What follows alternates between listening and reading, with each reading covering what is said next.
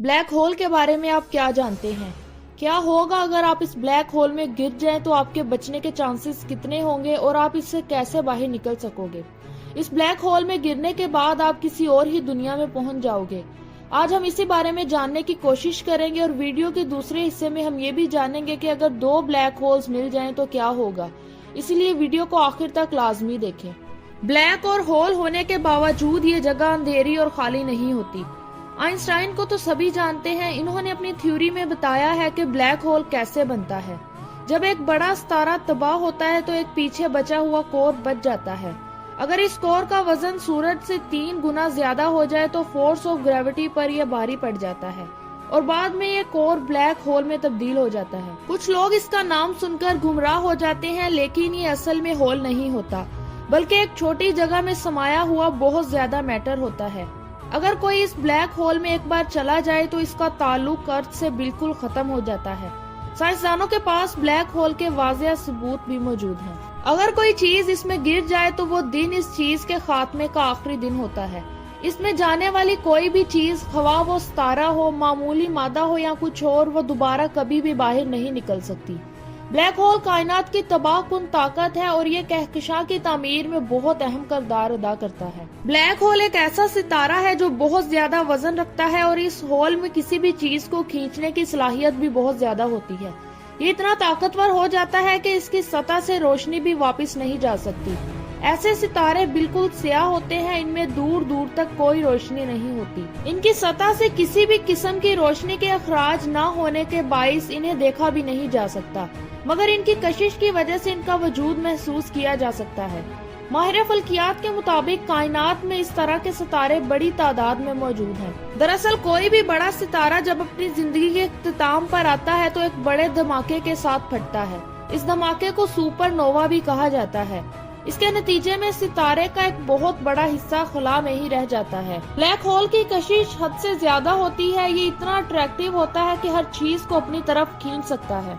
कुछ माहिरीन का तो ये भी कहना है कि अगर हमारा सूरज ब्लैक होल बन गया तो ये निजाम शमसी के तमाम सितारों और सियारों को निगल लेगा।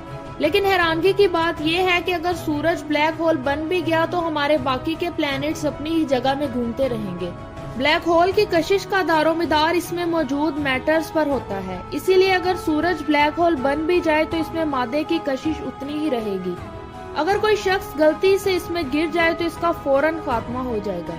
जदीद दौर के नजरिया के मुताबिक कायनात में पाए जाने वाले ब्लैक होल्स किसी दूसरी दुनिया में जाने के रास्ते हैं। ये नजरिया ब्लैक होल के बारे में इब्तिदाई है। एक ऐसा जिस्म जो बहुत कशिश का हामिल हो और अपने ही इर्द गिर्द की सारी चीजों को निगल भी जाए। इस नजरिए के मुताबिक ब्लैक होल दो कायनातों के दरमियान सुरंग का काम करता है। इसीलिए ज्यादा कशिश की वजह से जो मादा इसमें गिर जाता है तो वो ब्लैक होल से गुजरकर किसी दूसरी दुनिया में पहुंच जाता है।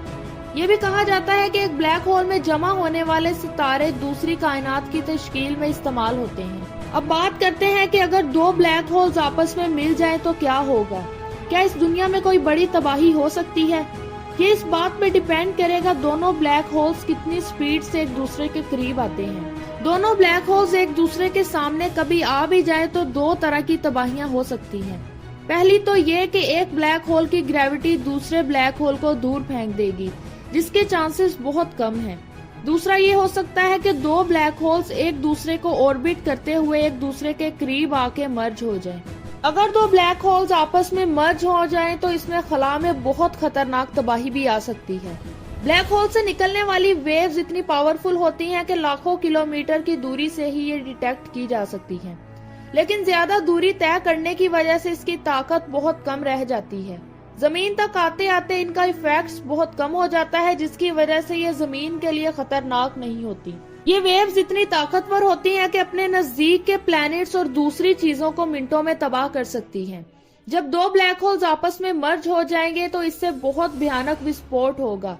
इस विस्फोट को कई मील दूर तक ऑब्जर्व किया जाएगा। दो ब्लैक होल्स मिलकर एक बड़ा ब्लैक होल बनाएंगे, जिसको सुपर मैसिव ब्लैक होल भी कहा जाता है। इनका टकराव इतनी ज्यादा एनर्जी पैदा कर सकता है कि इससे ज्यादा खतरनाक चीज खला में कोई नहीं होगी। जब हम ब्लैक होल्स के बारे में पढ़ते हैं तो हमें ऐसा लगता है कि यहाँ पे हर चीज ही खत्म हो जाती है, लेकिन ऐसा नहीं होता। कोई भी चीज ब्लैक होल में जाकर खत्म नहीं होती। जब भी आप ब्लैक होल्स को देखते हो तो आपको इवन हॉरिजॉन ही देखने को मिलता है। ये ब्लैक होल की ऊपर वाली सतह होती है। अगर किसी चीज को ब्लैक होल से बाहर निकलना हो तो इसे लाइट की स्पीड से भी ज्यादा स्पीड में ट्रेवल करना होगा। इस स्पीड को अचीव करना अभी तो नामुमकिन है। इसीलिए जब हम ब्लैक होल को देखते हैं तो हमें काले रंग का निशान नजर आता है जो कुछ भी रिफ्लेक्ट नहीं करता है। अब सोचने वाली बात यह है कि अगर हम असल में इवेंट हॉरिजॉन को देखते हैं तो ब्लैक होल कैसा होता है। ब्लैक होल का पार्ट सिंगुलैरिटी होता है। वैसे तो हम सिंगुलैरिटी के बारे में ज्यादा नहीं जानते। हम नहीं जानते कि ये कैसा होता है और कैसा दिखता है। ऐसा भी हो सकता है कि ये सिंगुलैरिटी हमारी सोच से भी दूर हो। खैर जो भी हो, इसके बारे में फिलहाल हम कुछ नहीं जानते। आमतौर पर ब्लैक होल के बारे में हर किसी की यही सोच होती है कि ये हर चीज को अपनी तरफ खींच लेता है, लेकिन ये बात पूरी तरह से सच नहीं है। ब्लैक होल तब तक किसी चीज को अपनी तरफ नहीं खींचता जब तक वो इसके बेहद करीब ना आ जाए। दोस्तों, आज की वीडियो बस यहीं तक। वीडियो पसंद आए तो इसे लाइक करें और इस तरह की नॉलेज से भरपूर वीडियोस के लिए हमारे चैनल को सब्सक्राइब भी करें।